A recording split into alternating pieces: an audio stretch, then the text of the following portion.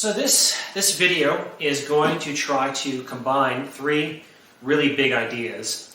One is the greatest hits of Father Richard Rohr, the Enneagram, which is also one of his core teachings, and then psychedelics. But what I'm trying to do is bring them all together in one coherent model that synthesizes your core teachings in a new and maybe more condensed model that, along adding into that, what is going to be the future, I think, of spiritual and psychological development, which is the healthy, safe, and appropriate use of entheogens and psychedelics in a safe and healthy set and setting.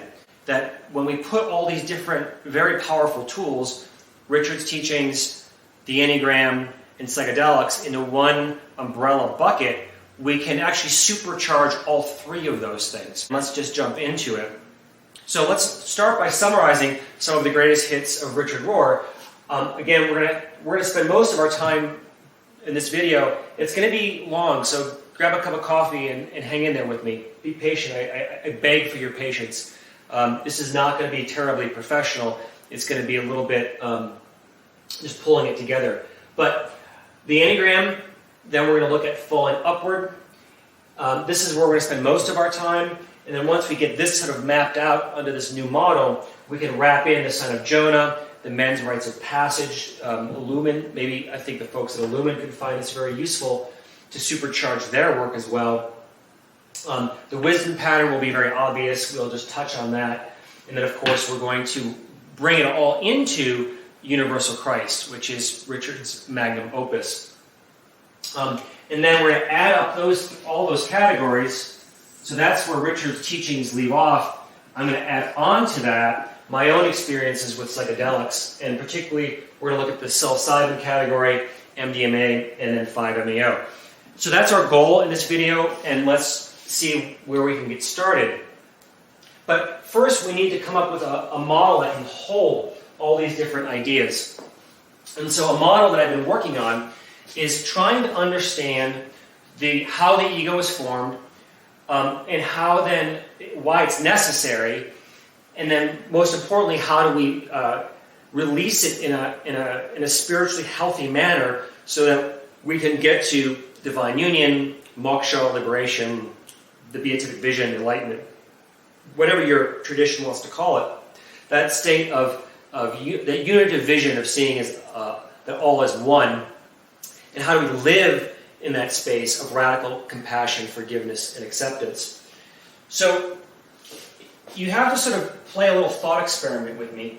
So to begin with, let's just pretend, what did it look like when you were first conceived in your mother's womb?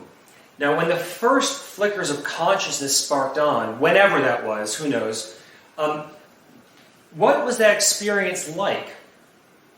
Well, there's only you. There's nothing other than you in that womb, that safe cocoon of really an Edenic state. And where you're starting your journey, so if we put it 0 years here, this is your actual birth. But there's like a negative 9 months before you're born. And somewhere in there, your consciousness sparks on. Well, what is that going to experience be? I would argue that at that point you are unconscious, because you don't have a sense of self. There's no duality, there's no subject-object. You're not aware of everything that you can experience, even though it's very limited, is you. So you are unconscious but in total unity with everything that you encounter. So that's a really important, it's an assumption, it's an axiomatic assumption of this whole system. It could be wrong, but I think it holds up so far. So let's just put that out there as an unprovable assumption, but it is the kind of foundation of this whole model. But in that state of unconscious unity, you're also going to be unconditionally, there's this, the womb that you're in, the environment you're experiencing has an interesting side effect where there is unconditional acceptance.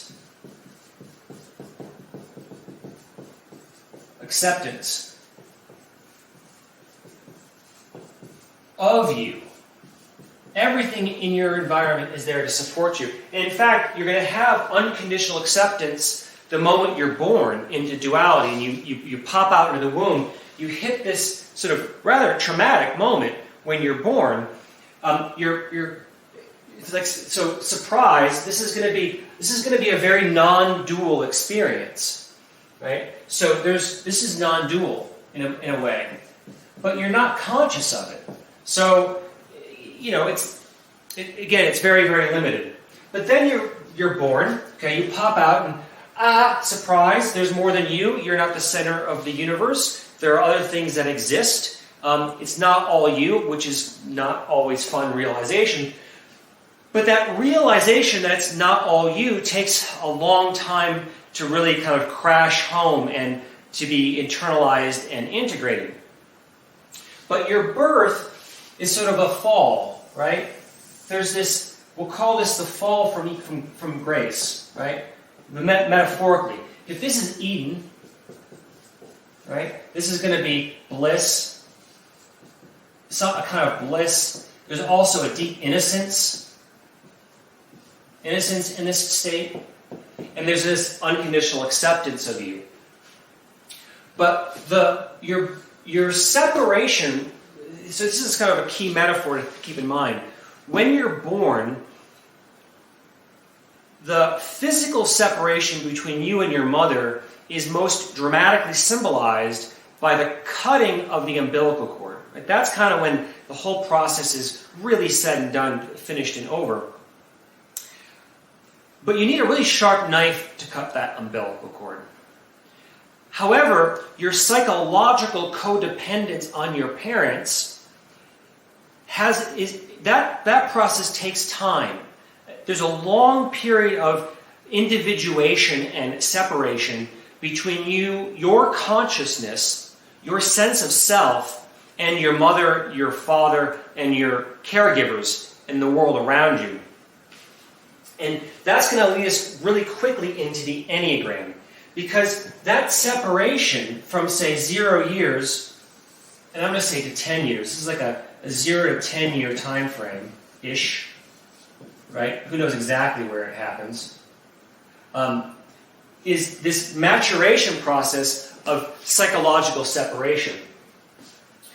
And this is what we call the childhood wound, right? There's this core childhood wound that has to happen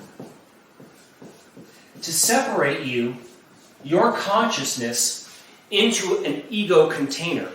So one thing, as a quick metaphor, if you think about artificial intelligence, Silicon Valley, they're trying to create artificial intelligence.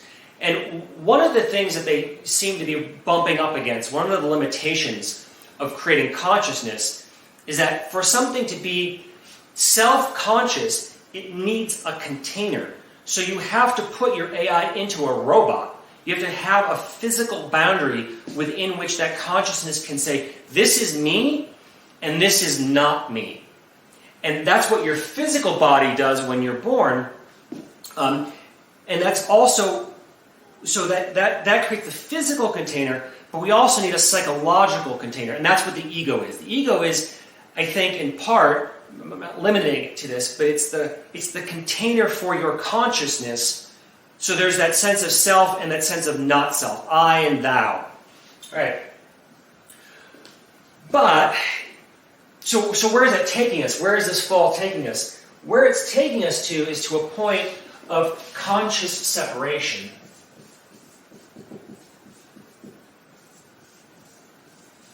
So that's the first part of our journey that we're taking. Think of this as like the journey of your soul.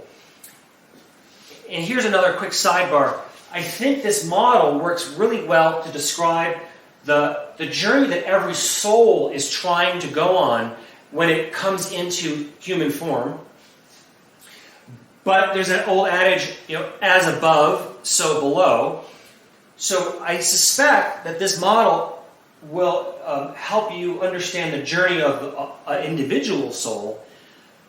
I think it also works on a cosmological level to explain the journey of the whole universe, from the Big Bang to wherever we're heading, that this model maps onto that macro scale as well as onto a micro scale. Just something to think about, but that's not the main point of this video. So we're moving from conscious unity into conscious separation, and that again is our fall. Now, this childhood wound is where your Enneagram type occurs. This is where the Enneagram comes into play, which is our first big topic we're going to try to cover here. I think there's a lot of confusion around the childhood wound in the Enneagram. Now, I'm assuming that if you're watching this video, you have at least a passing understanding of the Enneagram.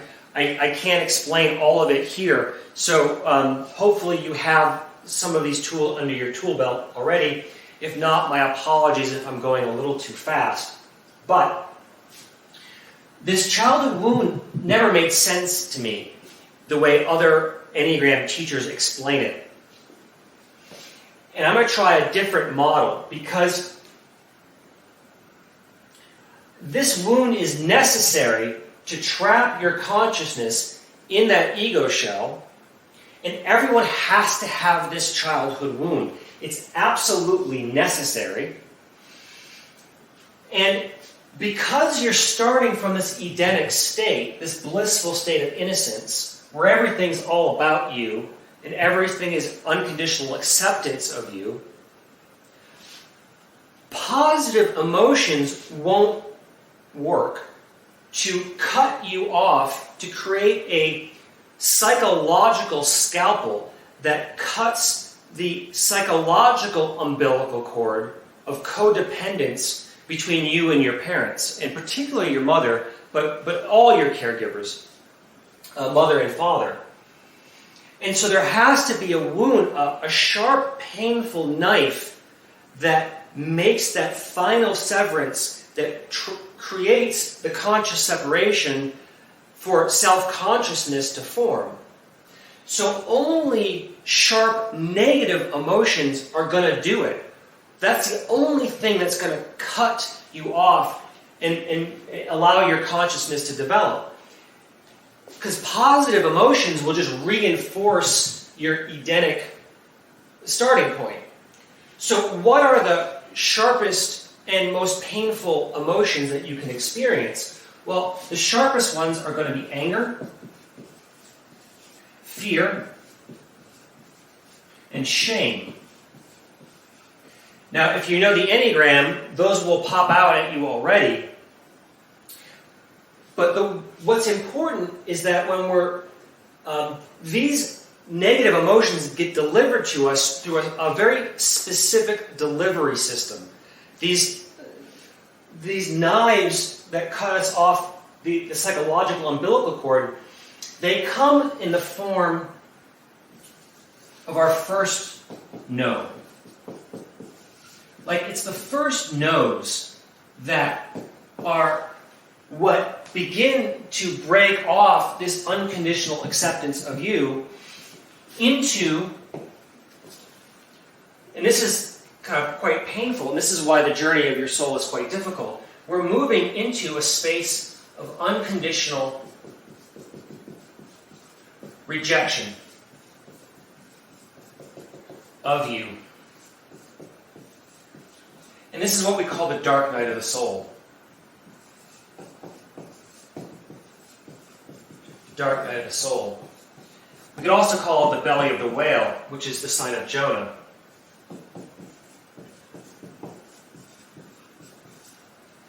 That life is going to give you unconditional no's, such as, no, you're not going to throw your food on the floor every time mom and dad feed you. No, you're not going to soil your pants every day for the rest of your life. You will be potty trained. You won't hit the dog, right? You won't bite your little sister. These are unconditional rejections of you that no one's going to put up with. And these unconditional rejections get bigger and bigger and more prominent as you age. And this conscious separation, the maximal point of conscious separation, probably happens somewhere in your 30s to 50s. So this is kind of the timeline that we're looking at. This is the full maturation process into complete adulthood. You know, for example, like, no, you're not going to show up to work late every day. Those things are unconditional no's that you're going to get. And the no's get bigger and bigger and stronger and more and more. It's all the no's, the do's and the don'ts. Thou shalt and thou shalt not. You might think of this as best summarized by the Ten Commandments. They're very necessary.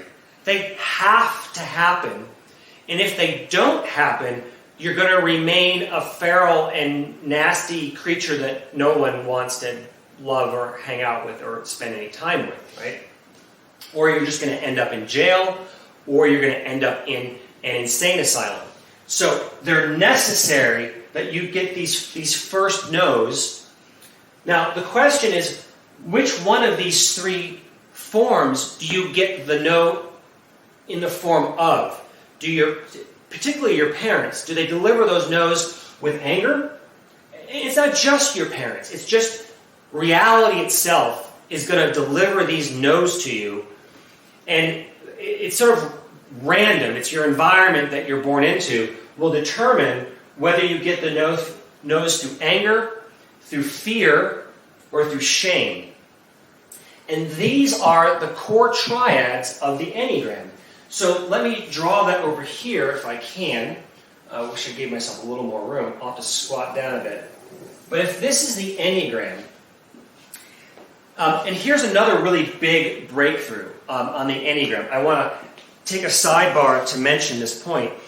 I think the Enneagram, where it's flawed, where I think a lot of ways it's gone wrong, not wrong, that's too harsh. It's brilliant, it's fantastic, everything we've come up with the Enneagram is wonderful. But here's a really important distinction. The word Enneagram in the Greek means 9 things drawn. Ennea is 9, gram means drawn. So it's 9 things drawn together. So it's not a nonagon, right? So a nonagon is a 9-sided polygon with 9 vertices and 9 sides. So a nonagon, a 9-sided polygon, it is an Enneagram. But an Enneagram is not necessarily a nonagon. So we have this conceptual flaw baked into the Enneagram by drawing it always on this 9-pointed shape. Because then what it does is it emphasizes the vertices, right? And it emphasizes the lines that you can connect between those vertices, which are called the lines of integration and disintegration, or stress and relaxation paths that we take with our various Enneagram personality types. And those things are helpful and useful. They have their place, but they're really second order, third order, fourth order concepts in terms of what's the beating heart of the Enneagram. What's the engine that makes it really work has very little to do with integration and disintegration, which I think are actually terribly misunderstood. And I'll explain how we can understand integration and disintegration better later on. But the important thing is if we draw the Enneagram, instead of putting it on a nonagon, if we leave it on a circle, it changes what pops out at us first. And it changes maybe how we view what's really important. Because then we're not looking at lines, we're looking at arcs. And it's the arcs that are really essential and give us a new tool for understanding the journey of your soul and even understanding all of this good stuff with Father Richard. So if we draw it on a circle and we start with the triad of anger, fear, and shame, with these first no's, right, that deliver that psychological umbilical cord cut, right? And we build the Enneagram up from there, everything shifts. So if we are in the anger, so here's our triads, forgive the drawing. If our no's come in the form of anger, we end up what's called the gut types. I'm not going to deal with gut. Well, this is the gut type, right? This is the heart type, and this is the head type. But that's actually not even all that helpful, I think. It's more important to think of it as there's the anger, there's shame, and there's fear. These are the three ways that our consciousness is formed. And what's really important, this is critical, let me use another color, is that this wound, this is an unconscious wound. It's unconscious. The wound happens in order for your consciousness to form. It's what makes your ego container possible, and then that becomes the lens through which you view all of reality. So you can't see it. That's the point. It's because the wound was delivered unconsciously that allowed your ego to form. It's the one thing your ego can't see.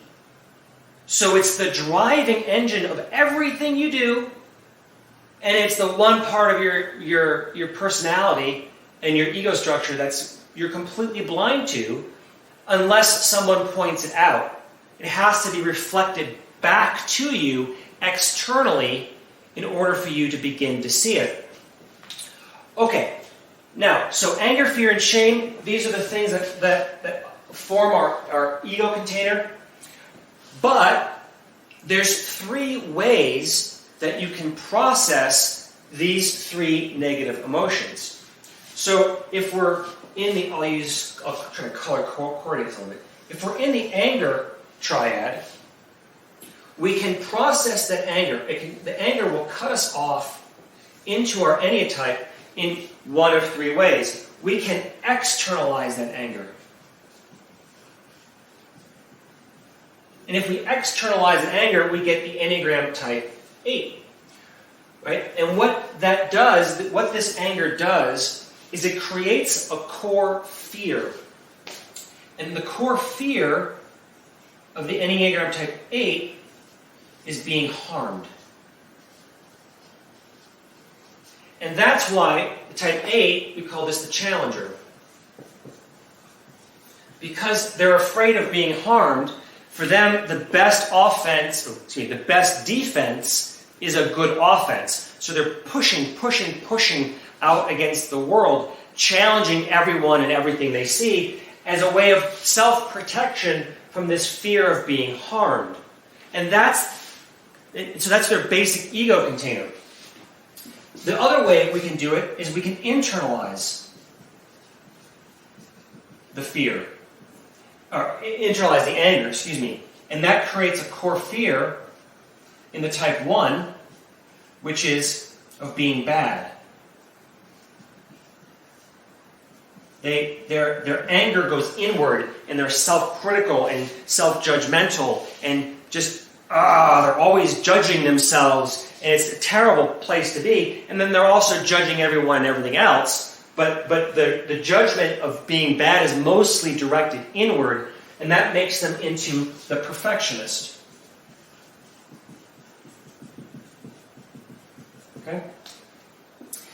And then the third way you can process this anger that's delivered to you, these no's that come at you, the no's are delivered with anger, then you have both.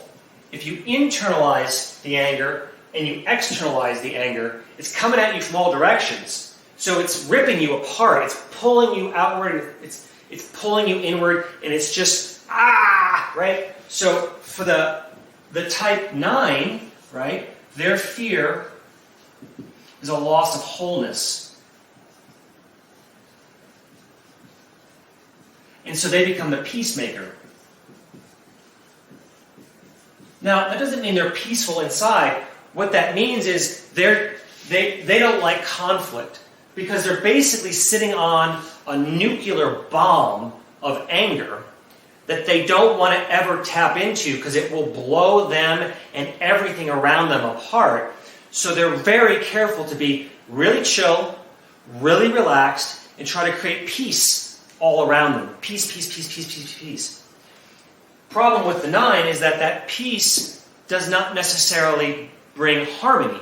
Because to have true harmony, you got to have some fights. Sometimes you need to let the fight happen so that there can be conflict and then resolution.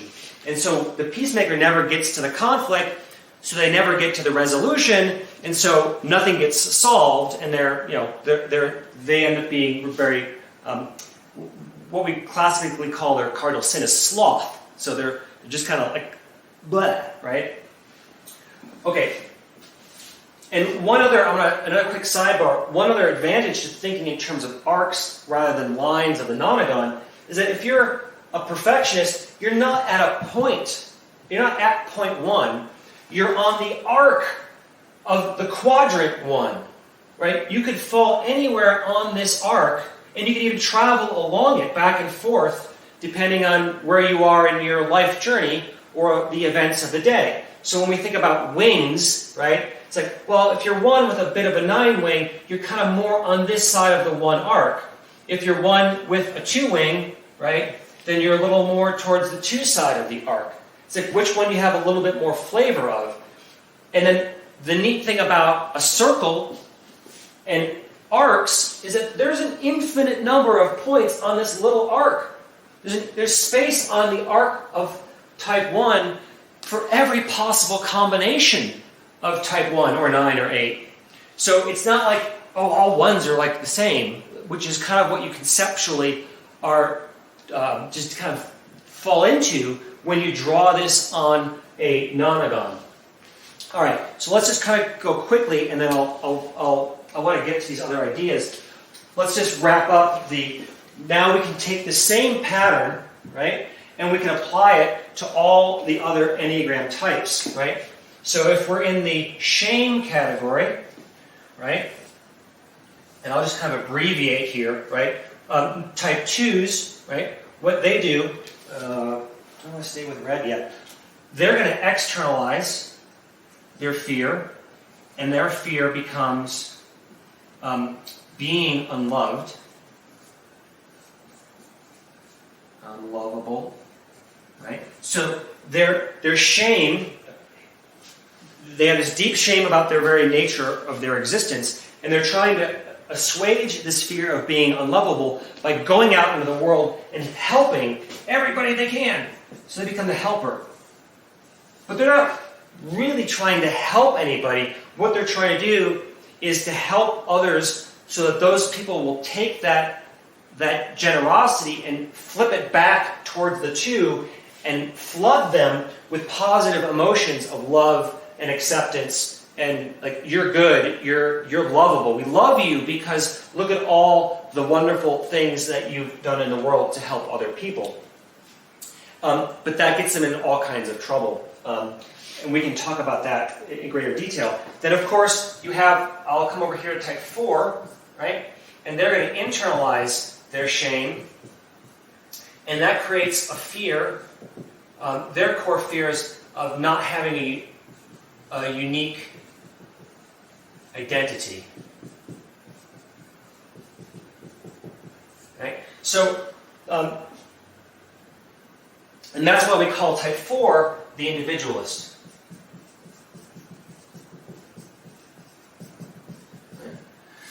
And then we can have type 3, of course, is going to have both. And their core fear is of being worthless. Right? And so type 3 becomes a performer. So they have this inner, and I'll out myself as a type 3. And so their fear of being worthless, what that does is they are running around in the world like a race car. They're a high-performance vehicle, and they're trying to win the race. They're trying to get the gold star. win the medal, get the promotion, rise to the top. Essentially, it's look at me, look at me, look at me, look at me, and look at how wonderful I am in order to overcome this fear of being worthless. And again, it comes from this childhood wound, and I can point to mine very clearly. I'll tell you a very quick anecdote about type 3. For myself, a therapist asked me to tell the story of how I got my name. Well, my name is Doug. I'm a twin. I was born second. And we were both born very premature. But I was much sicker than my twin brother at birth. And the doctors told my parents he might not make it. So, and this is a story that my dad would tell frequently, and he would tell it with a certain amount of sadistic glee, which is that they named me Doug because they didn't want to waste a good name on me because they thought I was going to die. So all of my brothers are named after male relatives on the paternal line, after my father's side of the family. I got named Doug after my mom's brother, whom she resents and hates because they didn't like that name and thought they could just kind of check that one off the list. Well, that's my origin story, and things didn't get much better from there, to say the least. So there was this profound sense of not even being worthy of a good name. It's actually very emasculating to not have to be named on the paternal line when your brothers are. I realize that's very sexist, but that was how things were done, and when my parents named me. Anyway, so that's what gives you a sense of this childhood wound of no, you are not unconditionally accepted. There's something about you, you're kind of not really liked. Anyway, you get the point. So let's keep going on around and look. Oh, but there is a sidebar to all of this, is that, well, maybe I'll come back to this later, but I want to touch on it. The reason it's so important that we design the Enneagram around the core fear, the reason why we do it with these arcs rather than points or lines, is because the core fear obviously is what drives us. From that core fear, you also know your core hope. You also know what your addictive vice is, and you also have a spiritual path. It tells you your unique spiritual path to wholeness, right? But this is the thing we don't want to face. This is the hardest thing to look at. And if we can, and the problem is that this fear, whatever our core fear is, it's inevitably the cause of our worst suffering. So it's a Buddhist concept that our worst suffering is self-created. But what's the driver of that self-created suffering? If you think back on it, there's bad things happen at random. I'm not talking about car accidents and things like that. But the self-created suffering almost always comes from this core fear. So we need to look at it really, really carefully. And this is where the psychedelics are going to come in especially helpful in a few minutes. Okay. And not only seeing the core fear, but healing the core fear, transcending that core fear. This is where things like Psilocybin are very helpful in helping us see the unconscious fear. 5-MeO is excellent for helping us go into this space with love and light and acceptance and being able to confront it without being re-traumatized by that confrontation. And I need another color. Is this it? Green. Purple. Okay, so purple, we'll wrap it up with fear. Again, we have 3 ways that we can process this. We can internalize it. Then we get to type 5, In type 5, their fear is of being incompetent. Right? And so they become the investigator.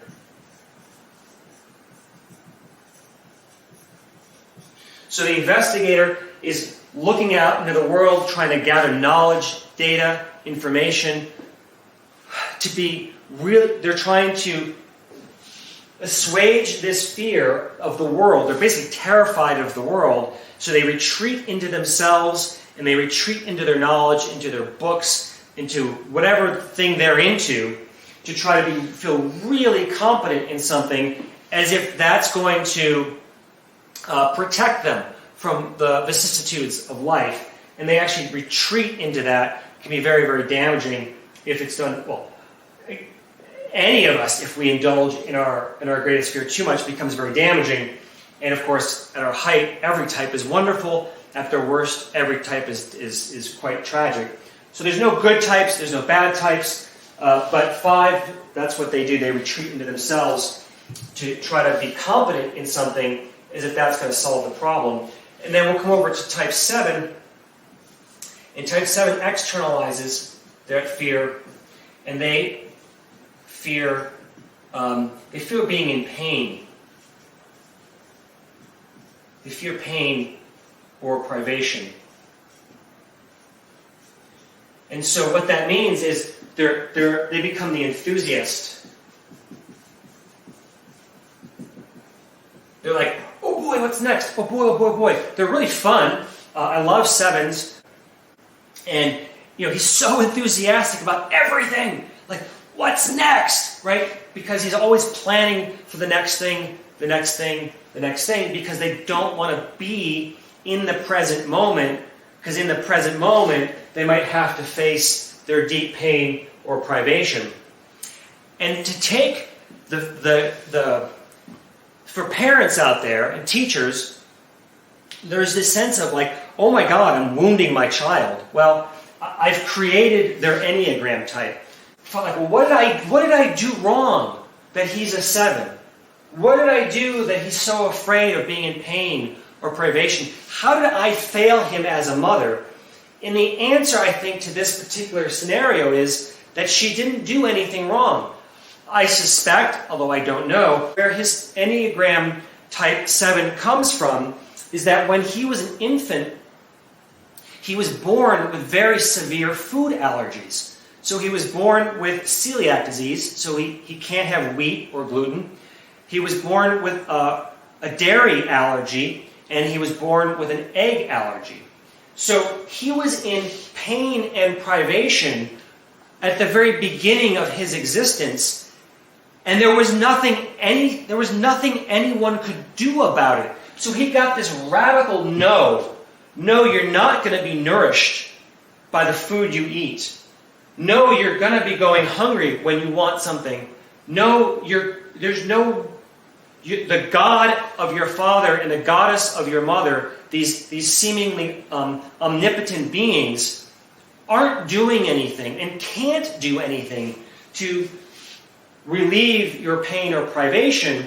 And so that's where the first hardest no came from, and that's why he became an Enneagram type 7. Perhaps. It's one hypothesis. So it just took about a year after maybe 2 years after he was born, for his parents to really figure all the allergies out. It took lots of tests, it took lots of doctors, it took lots of needles and pinpricks, it took a lot of pain, right? So understandably why he would be a type 7, and a very beautiful, and he's a wonderful soul. But that's my hypothesis around his Enneatype, right? Or finally, you can have both, and that would be the type 6, and their great fear, of course, is not having support or guidance. Right? So they have this fear that they've internalized. They're all terrified, kind of like a rabbit inside. Like, oh my gosh, right? They're scared internally, but they're also scared about what's happening externally in the world. So type 6 becomes the loyalist. If you can see that. I hope that isn't blocked. And the reason they're the loyalist is because what they really want are systems and structures externally and internally to give them this sense of support and protection from the immense fear that they feel on all sides. So they tend to love things like the military structure, religious structure, political structure. They're very loyal to their party politically. They want a team that they can root for and be on and feel like that team gives them, that they're a gear in this larger machine, and that larger machine then protects them from their fear of life and existence. But they also want an internal structure. So they're very loyal to doctrine, to dogma, to theology, to political worldviews. Not just the team outside, but an intellectual structure inside to hold all this fear at bay and keep it in check. So they become very loyal to whatever, to their friends, to their family, to their company, whatever it is that gives them that guidance or support. Okay, so we've sort of covered the Enneagram. Now we're going to try to jump into falling upward, right? So the Enneagram is what explains that first childhood wound that brings us from unconscious unity into conscious separation. But this isn't the end of the story. There's another part to the journey that we need to talk about, which is where this is all going. And where I think it's going is there's an upward part. Right?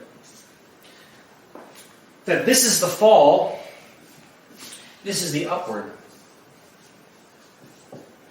And this is what, I wish I had, let me use another color here. I guess I'll use red.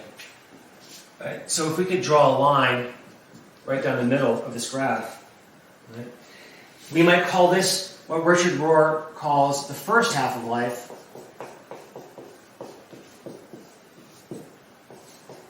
And the second half of life.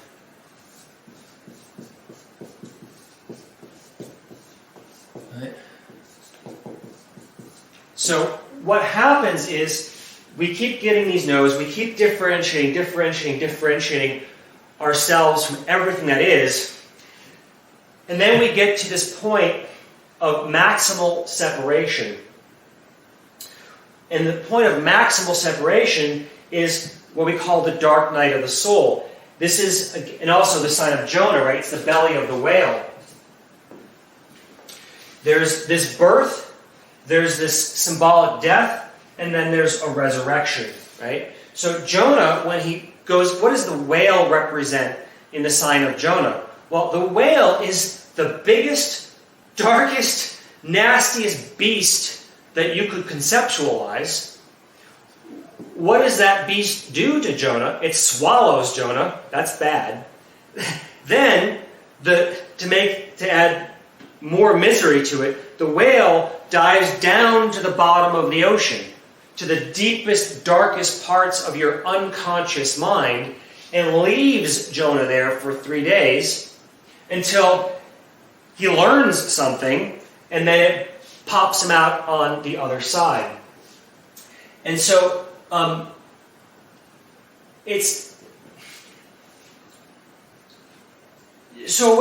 way of thinking about that metaphor is it's all this is like the Ten Commandments, right? The do's and the don'ts. Right? The no's. Thou shalt not. And they're necessary for you to be a functioning human being, but then it cuts you off from everything, even from God, even from your sense of the divine, that you're basically trapped in this darkness, but the only thing that will, because the ego is now so strong, that for it to break, it has to break open and move you into the final stage of the journey, which is conscious unity.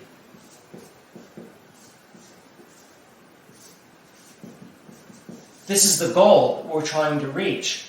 But to be consciously in union with all that is, you first have to have consciousness. You first have to develop this sense of self for consciousness to be possible, self-awareness, free will, right? You can't have the deep and lasting and unconditional love.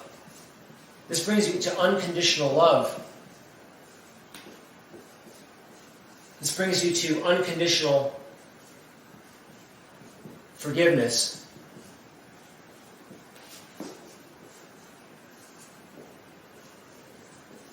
And most importantly, it's not just conscious unity, it's if we move from unconditional acceptance of you into unconditional rejection of you, the final stage here is unconditional acceptance by you. And this, of course, so brings us to, I'm going to jump over here to Universal Christ. I'm jumping around a little bit. But this is Universal Christ.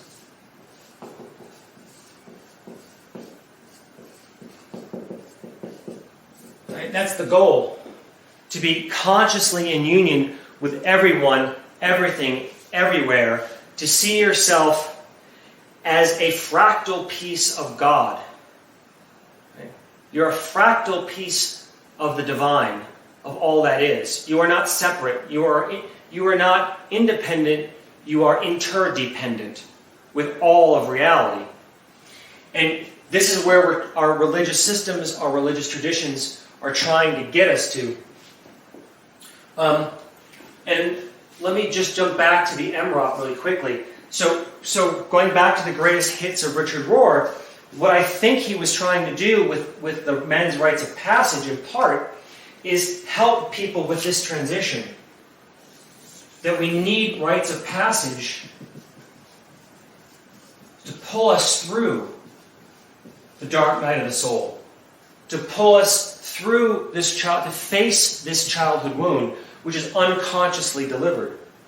Right? So this is an unconscious childhood wound here. So what we need on the back side of that, right, to make this upward journey, what we need is to consciously heal. I can't spell. Excuse me. Consciously heal. We need to consciously heal the childhood wound.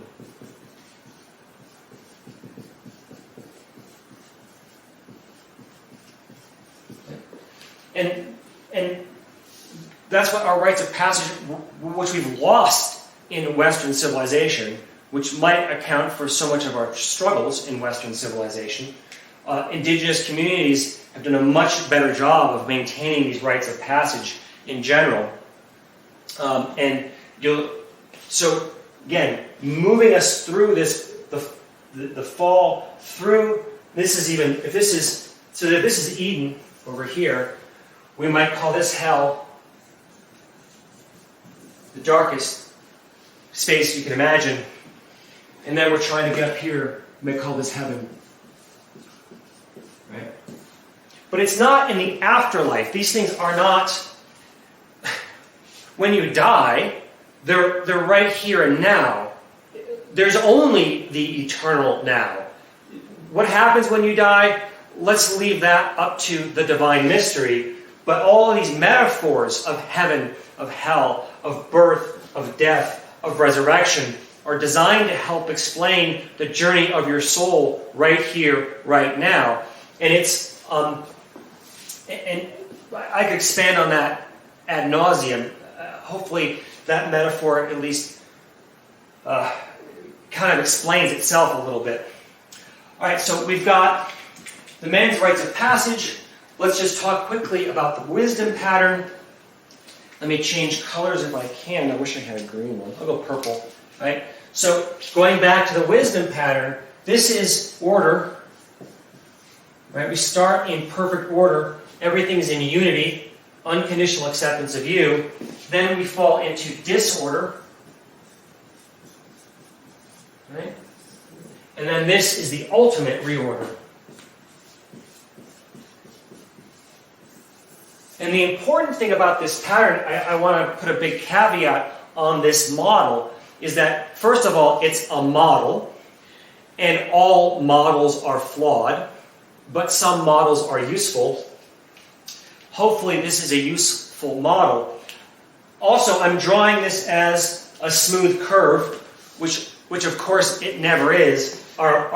This pattern repeats in all kinds of big and small ways throughout our life, but this is sort of the big picture. This is kind of the macro, zoomed out, 30,000 foot view.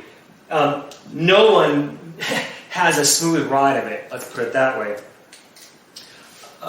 Okay, so we've got the wisdom pattern, order, disorder, reorder. Again, I think this maps onto the macro scale of the universe. If you go back to the Big Bang, perfect order, total harmony, nothing there but uniform energy, then hydrogen, really. And then all that explodes out. I'm oversimplifying that metaphor, but bear with me. The universe is starting in order, then it's falling into separation, right? Into disorder of a sort, then reordering, or I would just say moving from unconscious unity into conscious separation, and then ultimately into some cosmic conscious unity.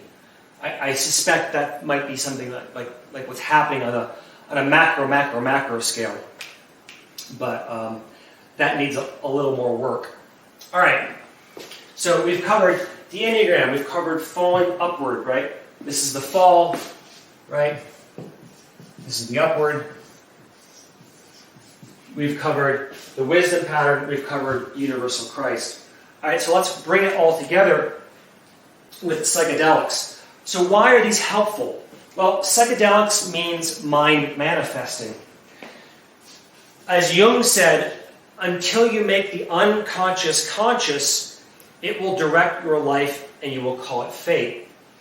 So whereas psychonauts, as therapists, as people, as spiritual practitioners, trying to move ourselves forward on our spiritual journeys and also trying to move things forward on a societal, global scale, how can we use these as basically rocket fuel to turbocharge this whole process? And I would argue that where they become in handy, let me change to a green marker here, that if you use psychedelics in this space, you're going to cause a lot of harm. Children should not be touching these medicines. Young adults should not be touching these medicines. They're really designed, well, they each have their place. I would say that psilocybin belongs here. Can you see? All right. Psilocybin. Can't ever spell that one. Psilocybin, LSD, DMT, right? DMT both in the form of ayahuasca and also vaporized. These are medicines that we could create rites of passage with, or we could put them on top of our rites of passage to turbocharge this process so we can pull people through this difficult space of their lives with more rapidly, more smoothly, more gracefully, and get them into the second half of life. Right? And get them, more importantly, get them out of the dark night, because most people are kind of stuck here. And my problem with almost all of modern psychology, I would argue, is the reason psychotherapy is failing so many people is all of our psychotherapeutic models are designed that when people fall into the dark night is to try to pull them back up. Let's medicate you so you feel like you did before you got depressed. Let's use all these different medicines. Let's use antidepressants, and let's use Xanax, and let's use Adderall and Ritalin, and let's get you out of this dark night. Let's get you back to performing the do's and the don'ts, the 10 Commandments more effectively. Let's get you to be back to your hyper-productive self that, the capitalistic system wants you to be. and I'm a capitalist. I'm not trying to like poo-poo economics. I'm an investment advisor by day. So it's just an understanding of the problem. Is the goal is not to pull people back up, it's to pull them through. And that's what anybody who works with these psychedelic medicines, and I would call them entheogens being God manifesting, that the point is not to, the more you run away from the darkness, the worse it gets, the more it chases you, the more these fears haunt you, the more these fears create your worst suffering. So if you want to relieve suffering, you have to get people to confront these fears. They have to first be aware of them. You need to loosen the ego structure with these psychedelics. You want to expand people's consciousness to bust them out of this sense of separation so they get a taste. You want to give them a taste of unity, right? A taste of that conscious unity, which is what these psilocybin, LSD, DMT start to do for you, can do for you. When used safely in the appropriate set and setting with appropriate supervision from a trained, licensed professional, and hopefully legally, right? Psilocybin can now be done legally in the state of Oregon. Psychedelic-assisted therapy can be done legally there. There are many parts of the world that you can travel to where these medicines are legal, even if they're not where you live. Okay, so every medical caveat, psychedelics are not for everybody. There are huge disclaimers and warnings about who should and shouldn't use them. Medical conditions would contraindicate psychedelic use. Psychological conditions, such as schizophrenia, bipolar disorder, a whole host of mental health issues would disqualify a number of people from even going near these medicines. But for the average healthy adult in middle age, they can be extremely powerful and extremely effective, especially when you're dealing with depression, PTSD, trauma. And trauma is something we all have. This is maybe another key point to circle back to, is that these first nodes, this is trauma. Right? These nodes are traumatic. And when you understand that every single human being on the planet had their consciousness formed in trauma, and that everyone you meet is part of the walking wounded, it gives you a lot more compassion, right? For yourself and for others. But what is the best tool that we have in our psychotherapeutic toolkit for helping people face their traumas and confront their deepest, darkest, nastiest fears? Most people would prefer death than confronting their darkest fears. So that's why we don't do it. And that's why most people die without ever having confronted their greatest fear. And most people never leave the first half of life. And why they cling to their very doctrinal, dogmatic conceptions of religion, because this is the only thing holding them together. But what can do it? What can help us face that trauma, face that fear, and consciously heal the childhood wound? Well, that's an easy one. MDMA. Extremely potent medicine. What it does is it wraps you in a bubble of love and light and allows you to talk about anything. So you can't just do MDMA. You can't just do these medicines just randomly, certainly not at a party, certainly not, without supervision. But if you do MDMA in combination with our classical psychotherapeutic tools like talk therapy, a skilled licensed practitioner can take someone on an MDMA journey, ask them the right questions that lead them into their childhood wound, and consciously heal that childhood wound.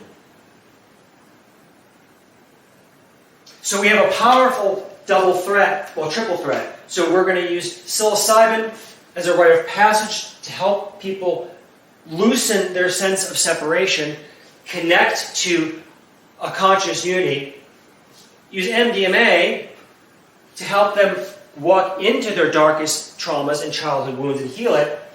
And then the crown jewel, of course, is 5-MeO-DMT, which is also called the God molecule.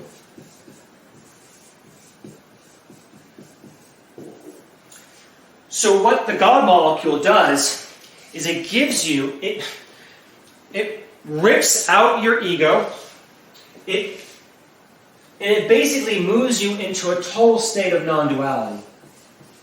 So that's what we're doing. We're looking for states of non-dual thinking.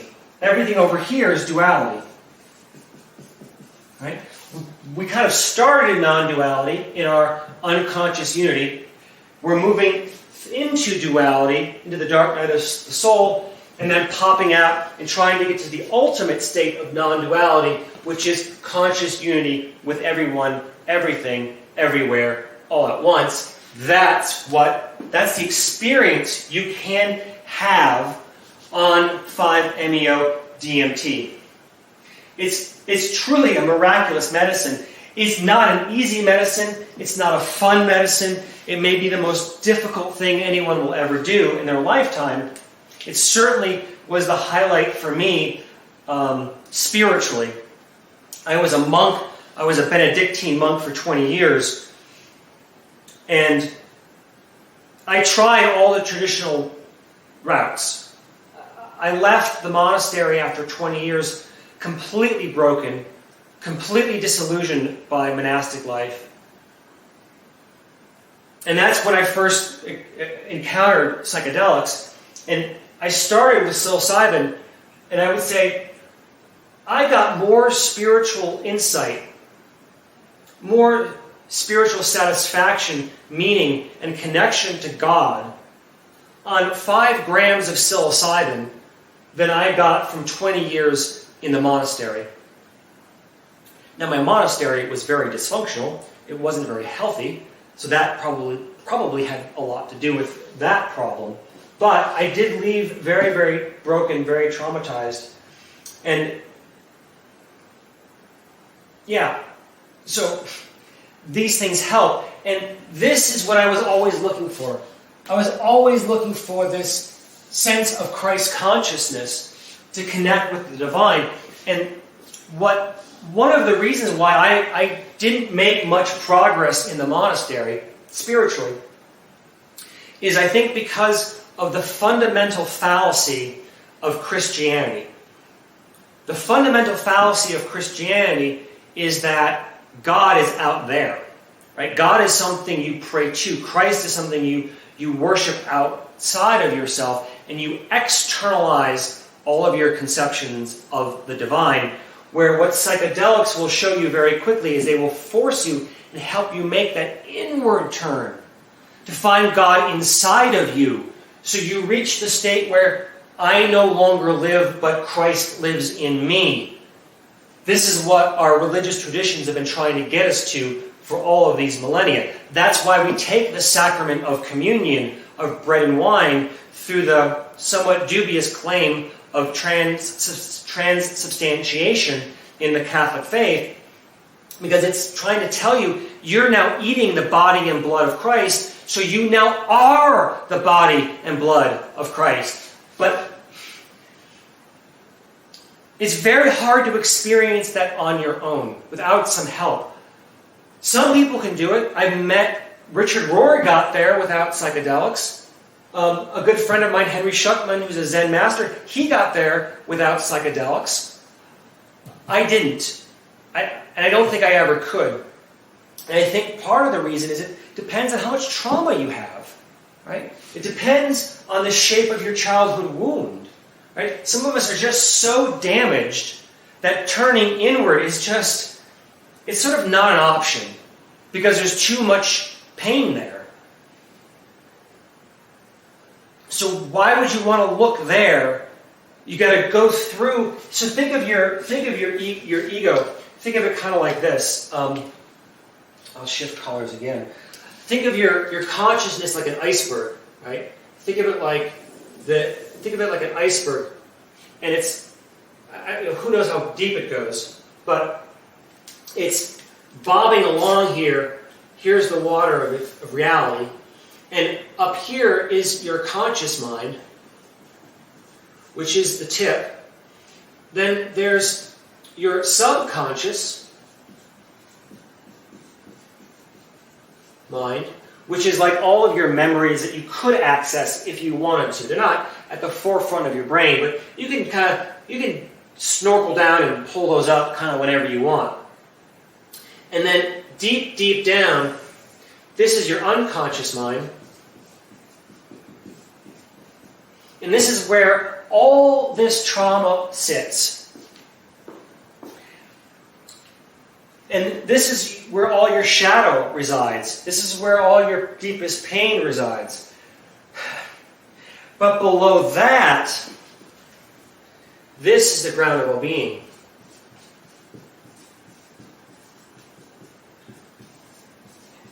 And now to get to the ground of well-being, we might call this God.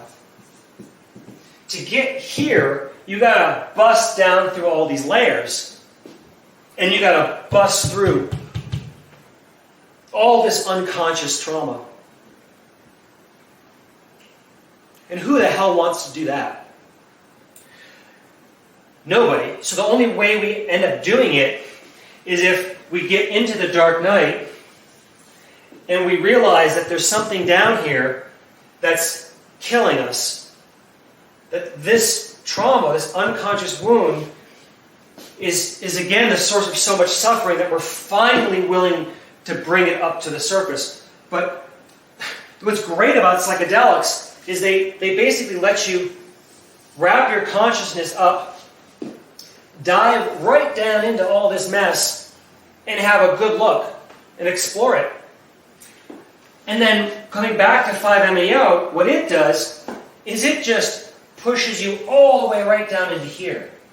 Right? It's like a nuclear bomb to all this shit that's piled up. It just blows it out, and then if this is your ego structure, then it's like this then spreads out and you hit this ground of well-being, and where every other bit of consciousness and every other being is floating on top of, and then you unite with all of it, and then you experience yourself. You experience yourself as God. You don't believe anymore. There's no need for faith. There's really not much need for much doctrine and dogma, because you have now reached a point of unconditional love for everything that is, because it's all you.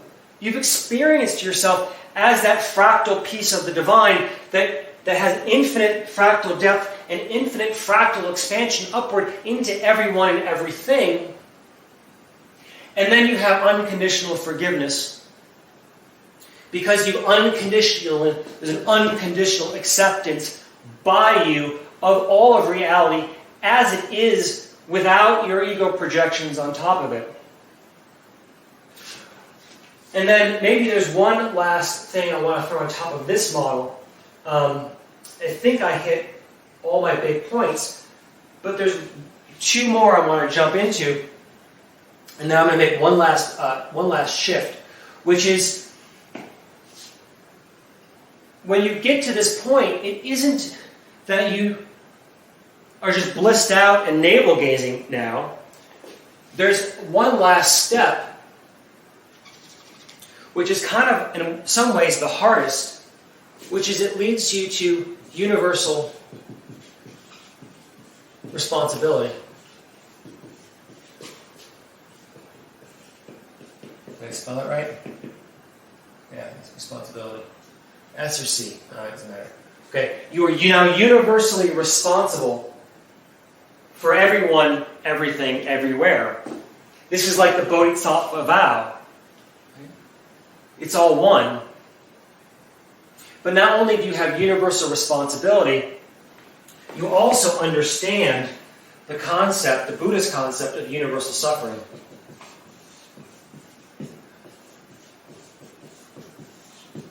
Everyone, everything suffers. It's built into the system. And you also understand that everything is a universal manifestation.